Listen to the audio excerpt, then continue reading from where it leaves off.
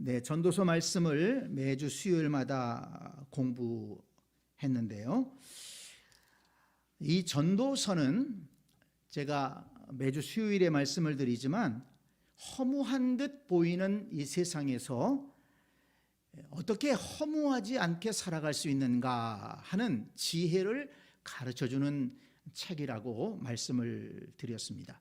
지난 수요일에 우리가 공부했던 대로 지난 수요일에는 10장을 살펴봤는데 지혜의 중요성과 지혜로운 자는 어떻게 살아가야 하는가를 지난 수요일에 공부했습니다. 지혜자는 무엇보다 마음 관리를 잘한다. 마음 관리를 잘한다. 지혜자는 지혜를 얻기 위해서 힘쓴다. 지혜로운 사람이 더 지혜를 얻기 위해서 힘쓴다는 것입니다. 그리고 지혜자는 입술의 말을 잘 관리한다. 그래서 성공적인 인생을 살 수 있다는 것입니다.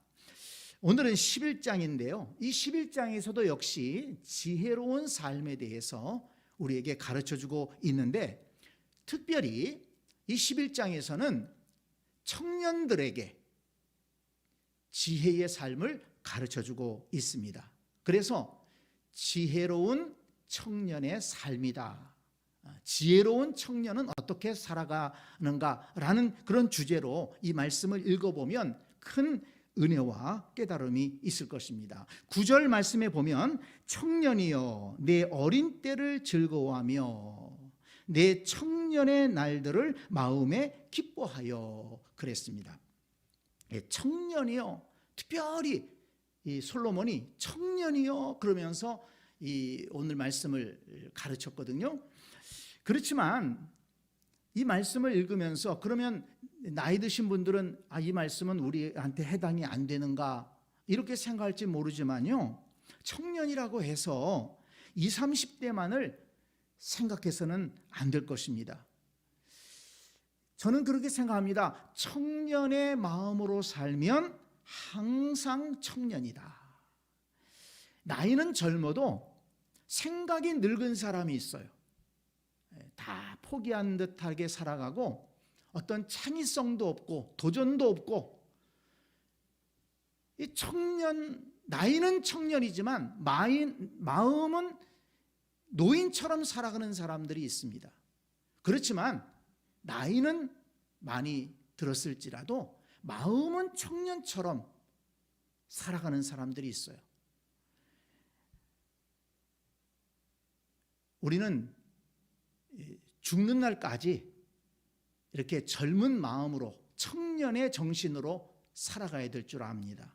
성경에도 보면 모세는 120살까지 살았다고 그랬는데 80세에 출애굽을 인도했습니다. 갈렙은 가나안을 정복하면서 내 나이가 지금 80이요 90이지만 아직도 내게는 힘이 있습니다. 그러면서 하나님이 내게 맡겨주시기만 하시면 내가 저 가나안을 정복할 수 있습니다. 그렇게 고백했습니다. 지금 우리 시대는 100세 시대라고 하지 않습니까? 그렇기 때문에 항상 하나님께서 내게 건강을 주시고 힘 주시면 무엇이든지 감당하면서 나아가겠다라고 하는 이런 청년의 마음을 가지고 우리가 살아가야 되겠습니다. 그래서 오늘 말씀을 누구든지 잘 읽고 이 말씀을 통해서 은혜를 받고 청년처럼 청년의 정신을 가지고 살아가는 우리 모두가 될 수 있기를 소망합니다. 자, 그러면 오늘 말씀에서 솔로몬이 이 청년들을 향해서 지혜로운 청년은 어떤 사람들이냐 말씀을 하고 있는데, 첫째는 도전하는 삶을 살라는 것입니다. 도전하는 삶을 살아라. 1절 말씀을 보세요. 너는 내 떡을 물 위에 던지라. 여러 날 후에 도로 찾으리라. 이 말씀이 참 이렇게 언뜻 읽어보면 어려운 말씀인데요, 이 다른 번역에 보니까 이런 번역이 있어요. 이 표준 세번역이라고 하는 번역에 보니까 돈이 있으면 무역에 투자하여라. 여러 날 뒤에 너는 이윤을 남길 것이다. 이렇게 번역을 했더라고요. 내 떡을 물 위에 던져라. 이 배경을 살펴보니까 이 솔로몬 시대에 가장 발달된 것이 뭐냐면 해상 무역을 통한 무역업이었습니다. 그 지중해를 중심으로 해서 해상 무역이 많이 발달이 되어 있는데, 정말 너희들에게 힘이 있고 자본이 있고 기회가 있다면 그런 해상 무역을 통해서 한번 돈을 벌고 내 꿈을 펼쳐봐라. 이렇게 솔로몬이 청년들을 향해서 이야기하고 있다는 것입니다. 그러면서 또 재밌는 것은 여기 2절에 보니까 7에게나 8에게 나눠둘지어다.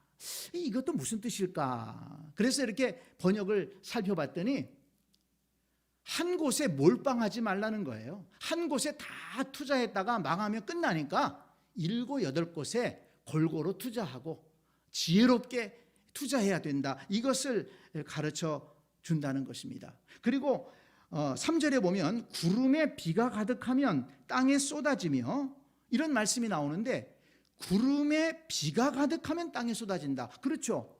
이 구름 속에 수분이 충분히 차게 되면 그 다음에 비로 내리는 것입니다. 마찬가지로 우리가 이렇게 젊은이들이 열심히 도전하고 노력하게 되면 그 도전과 노력의 성과가 어느 정도 차게 되면은 좋은 결과로 나타날 수 있다는 것을 솔로몬이 말씀한 것이다. 이렇게 성경 해석가들은 해석을 하고 있습니다. 그런데 이것은 맞는 말 아니겠습니까? 젊은이들의 특권이 무엇입니까? 아직 기회가 있다는 것이고 도전할 수 있다는 것입니다. 사실 나이가 들어가면서 정말 좀 불행한 것 중에 하나는 기회의 문이 점점 좁아진다는 것입니다. 그리고 선택할 수 있는 것들이 점점 사라져 버립니다. 그러나 청년이라고 하는 것은 기회의 문이 아직도 남아있고 또 선택할 수 있는 것들이 아직 많이 남아있다는 것입니다. 그래서 이 청년의 때에 새로운 것을 계획하고 도전하기를 힘쓰라는 말씀입니다. 그것이 지혜로운 삶이다 하는 것입니다. 그런데 성경의 가르침에 보니까 우리가 잘 아는 시편 126편 5절 6절 말씀에 뭐라고 합니까? 눈물을 흘리며 씨를 뿌리는 자는 기쁨으로 거두리로다. 씨를 뿌리는 자가 기쁨으로 거둘 수가 있다는 것입니다. 울며 씨를 뿌리러 나가는 자는 반드시 기쁨으로 그 곡식단을 가지고 돌아오리로다. 씨를 뿌리러 나가는 자가 힘들더라도 어렵더라도 씨를 뿌리러 나가는 자가 그 곡식단을 거둘 수 있다. 씨를 뿌리라는 거예요. 도전해보라는 것입니다. 갈라디아서 6장에 보면 사도 바울도 이것을 강조했습니다. 사람이 무엇으로 심든지 그대로 거두리라. 거둔다는 것만 생각하면 안 됩니다. 사람이 무엇으로 심든지 심는 것이 있어야 거두는 것이 있다는 것입니다. 그래서 그 뒤에 보면 자기 육체를 위하여 심는 자는 육체로부터 썩어질 것을 거두고 성령을 위하여 심는 자는 성령으로부터 영생을 거두리라. 네, 무엇을 심느냐? 육체를 위해서 심는 자는 육체로부터 썩어질 것을 거둘 것이고 성령을 위하여 심는 자는 성령으로부터 영생을 거둘 것이다. 그러니 성령을 따라서 좋은 것을 심어라. 이 바울이 강조하지 않습니까? 그러면서 그 뒤에 뭐라고 또 얘기합니까? 갈라디아서 6장 9절에 우리가 선을 행하되 낙심하지 말지니 포기하지 아니하면 때가 이름에 거두리라. 우리가 도전하고 열심히 살아가지만 힘들고 실패할 때 있어요. 그렇지만 포기하지 않으면 때가 이름에 거두리라. 오늘 솔로몬이 너는 내 떡을 물 위에 던져라. 여러 날 후에 도로 찾으리라. 그만큼 도전하고 노력하는 삶에 결실이 있을 것이다. 이것을 강조한 것입니다. 그런데 이 1절 말씀, 여기 1절에서 이제 3절까지 이 말씀을 또 다른 면에서 어떻게 해석을 하냐면 나누고 베풀고 돕는 삶을 살아라. 이렇게 또 해석하는 해석가들도 있었습니다. 그러면 반드시 그 나누고 베풀고 도운 것의 결실이 나한테 돌아올 것이다. 이 말씀도 틀린 말씀은 아닙니다. 잠언 19장 17절에 보면 가난한 자를 불쌍히 여기는 것은 여호와께 꾸어드리는 것이니 그의 선행을 그에게 갚아 주시리라. 우리가 나누고 베풀면 그리고 여기 2절 말씀 7에게나 8에게 나눠줄지어다. 7사람이나 8사람에게 여러 사람들에게 나눠주는 삶을 살아라. 그러면 하나님께서 귀하게 보시고 그것을 갚아주실 것이다. 또 잠언 11장 25절에도 보니까 구제를 좋아하는 자는 풍족하여질 것이요 남을 윤택하게 하는 자는 자기도 윤택하여지리라. 다른 사람을 도와주는 사람은 하나님께서 그 사람도 풍족하게 살게 하시고 그 사람도 윤택하게 해주신다는 것을 이렇게 잠언에서 우리에게 가르쳐주고 있습니다. 그러니까 우리가 나누고 베풀고 우리가 힘 있는 대로 할 수 있는 대로 나누고 베풀고 살아간다는 것, 이거는 꼭 돈에 관련된 것만이 아닙니다. 돈으로 무엇을 나눠준다는 것, 그것만을 말하는 것이 아니고 우리가 친절을 베풀 수 있을 때 친절을 베풀고 또 누군가 낙심해 있을 때 위로해주고 기도해주고 용기를 주고 이것도 나누는 것이라는 거예요. 그래서 제가 설교 시간에 그런 말씀드린 적이 있습니까? 있지 않습니까? 우리 그리스도인들은 남에게 도움 받으면서 늘 신세지면서 사는 사람들이 아니고 좀 도와주는 사람들이 되기 위해서 우리가 갖춰야 된다는 거예요. 믿음도 좀 충만하게 가져서 믿음 없는 사람들에게 좀 믿음도 나눠주고 믿음을 격려해주고 내 심령에 사랑도 좀 충만하게 받아서 외롭고 힘든 사람들을 사랑하고 위로해주고 격려해주는 그런 삶도 살아가고 또 열심히 일해서 돈 벌어가지고 또 경제적으로 어려운 사람도 나눠주고 또 열심히 공부해서 지식과 지혜를 가지고 또 부족한 사람들에게 지식과 지혜도 나눠주고 또 열심히 운동도 하고 건강을 유지해서 병들고 연약한 사람들도 도와주는, 이렇게 우리는 모든 삶에 있어서 나눠주고 베푸는 삶을 살아가야 된다 하는 것입니다. 그런데 그런 삶이 그냥 손해보는 것이냐 없어지는 것이냐 아니라는 것입니다. 그것들을 하나님께서 기억하시고 더 풍성한 은혜로 우리에게 갚아주신다는 것을 믿으라는 것입니다. 우리 교회에도 한번 오셨고요. 제 친구인 영국에 그 설기석 선교사님이 계시는데 거기에서 그 선교사님 사역지에서 함께 이제 예배하면서 그 영국에서 유학을 하고 한국으로 돌아온 한 자매 이야기가 있습니다. 그 선교사님이 저한테 들려준 얘기인데요. 그 자매가 영국에서 공부를 마치고 한국으로 돌아와서 이제 직장을 구하는데 잘 구해지지가 않았습니다. 근데 어느 날 전철을 타고 어디를 가다가 이제 서울역에서 내려가지고 광장으로 올라갔는데 어느 한 할머니가 무거운 짐을 들고 택시 정류장으로 가기 위해서 애쓰는 것을 그 자매가 보았습니다. 그래서 이 자매가 선뜻 그 할머니한테 가서 할머니 도와드릴게요. 그러면서 그 무거운 짐을 같이 들어서 할머니를 모시고 택시 정류장에 가서 택시를 탈 수 있도록 잘 도와드렸다는 것입니다. 그랬더니 그 할머니가 택시를 타고서는 그 자매에게 명함을 한 장 주면서 꼭 전화하라고 했다는 겁니다. 그래서 이 자매가 집에 와서 그냥 인사 겸 잘 들어가셨냐고 전화를 드렸는데 그 할머니가 자매는 뭐 하면서 지냅니까? 이렇게 물어보더라는 거예요. 그래서 저는 영국에서 유학을 하고 돌아왔는데 지금 직장을 찾고 있는 중입니다. 그랬더니 그 할머니가 하시는 말씀이 저 송도에 어느 학교가 있는데 그 학교에서 지금 교사를 모집하니까 한번 원서를 내보라고 그랬다는 거예요. 그래서 찾아보니까 그 학교는 유명한 외국인 학교고, 그리고 웬만해서는 들어갈 수 없는 그런 학교였다는 것입니다. 그렇지만 그 할머니가 정보를 알려줬구나, 그렇게 생각을 하고서는 거기에 이제 이력서를 내고 지원서를 냈는데, 가서 보니까 많은 사람들이 거기에 지원을 했더라는 것입니다. 그런데 며칠 있다가 그 학교에서 합격을 했다고 연락이 왔습니다. 그리고 학교로 오라는 겁니다.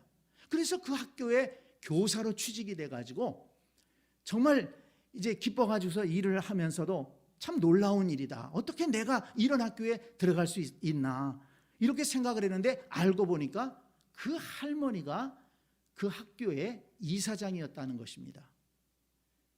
이렇게 우리가 의도해서 선을 베푸는 것이 아니고 우리가 삶 속에서 나누고 베풀고 누군가를 도우려고 하는 그런 삶을 살아가다 보면 하나님께서 어떤 기회에 어떻게 도와줄지 모른다는 것입니다.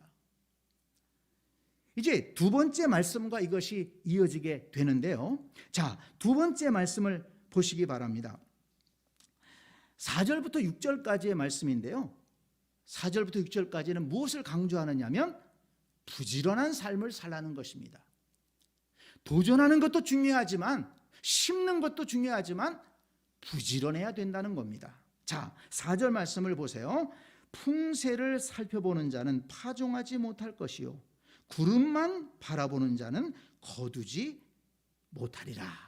이게 무슨 말씀입니까? 풍세, 바람이 분다고 그래서 아이고 오늘은 바람이 세게 부네, 오늘은 못 나가겠다.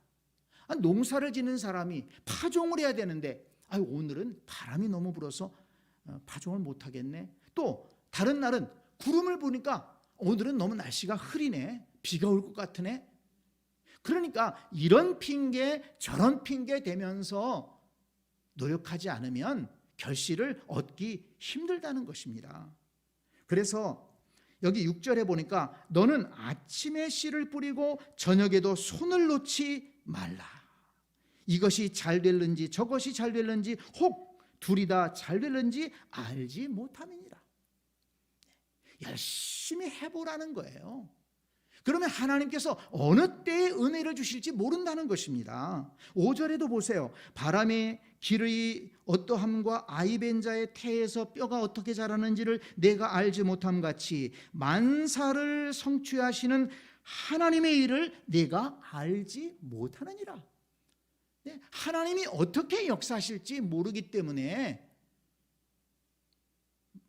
매사에 열심을 다해서 살아가라는 것입니다. 그러면 하나님께서 그 열심히 살아가는 중에 은혜를 주셔서 반드시 결실을 맺게 하실 것이다. 이것을 강조하는 것입니다. 우리는 핑계거리를 만들려고 애쓰지 말고 길을 만들려고 해결 방법을 찾으려고 애써야 됩니다. 어떤 사람들은 뭔가를 얘기하면 이거는 이래서 안 되고 저건 저래서 안 되고 자꾸 핑계를 얘기합니다.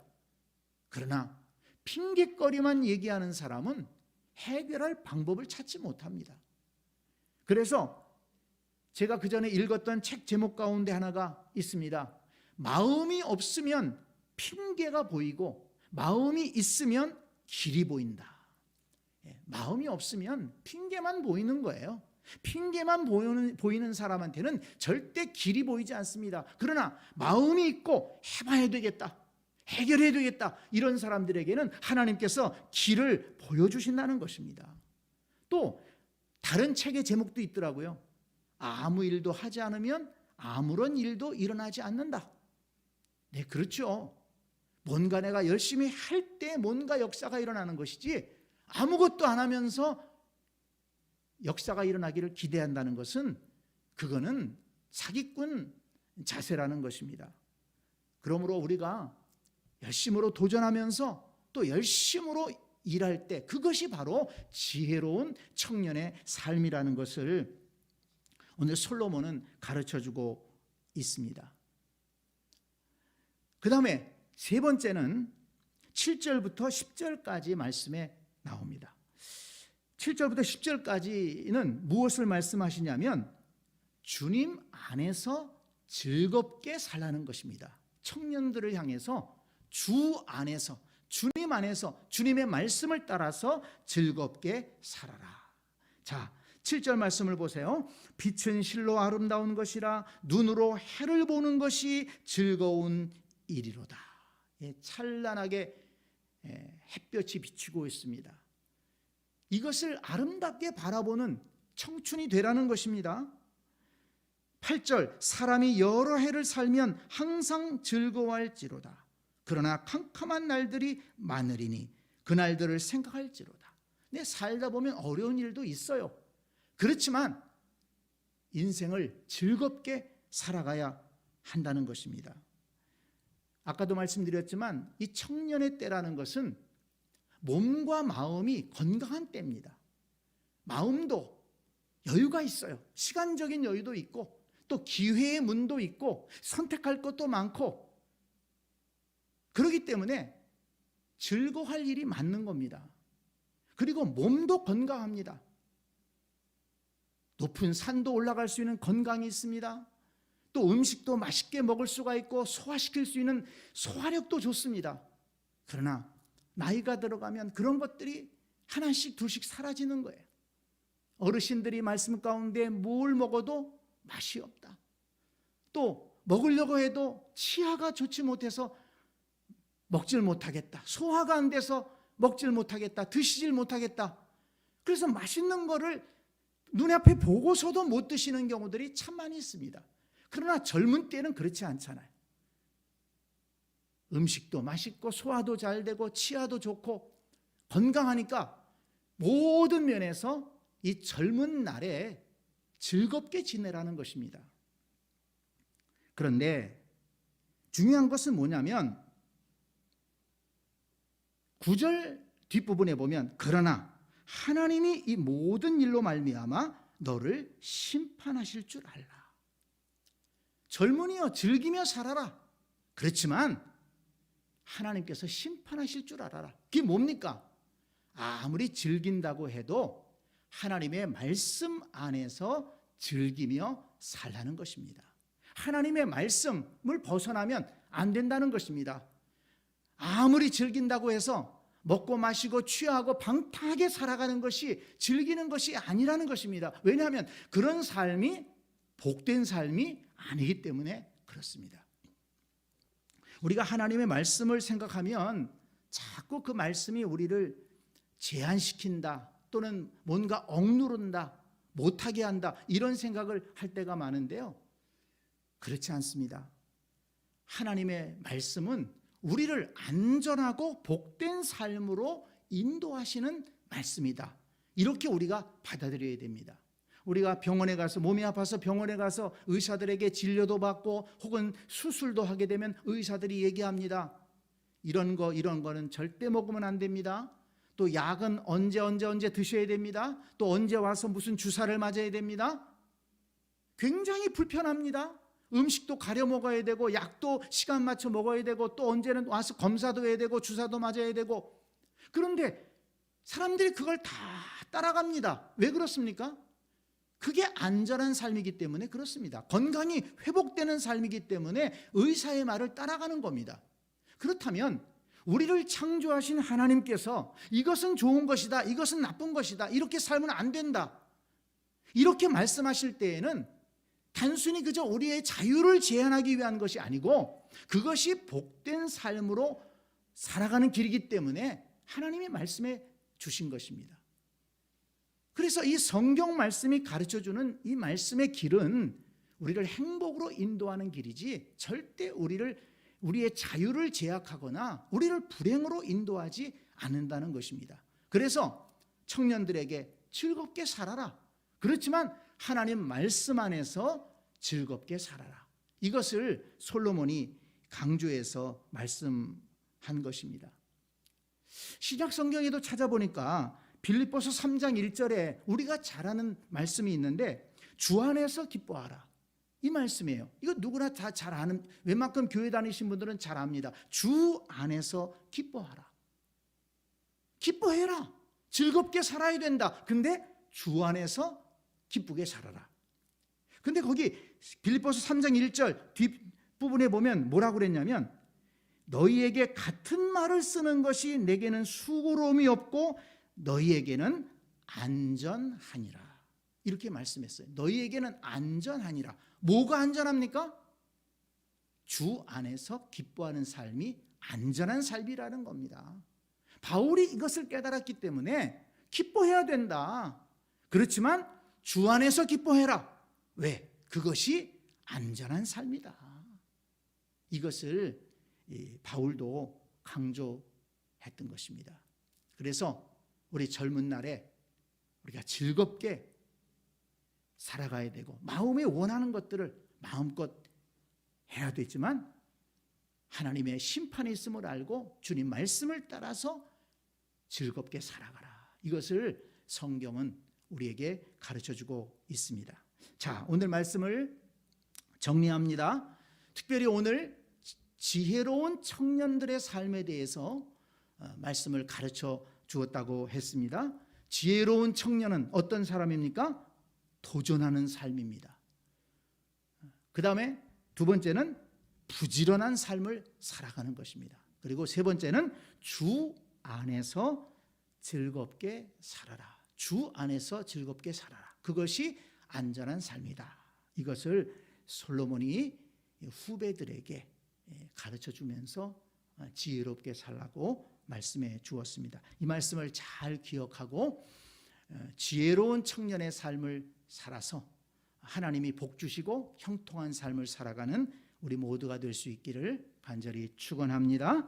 아멘.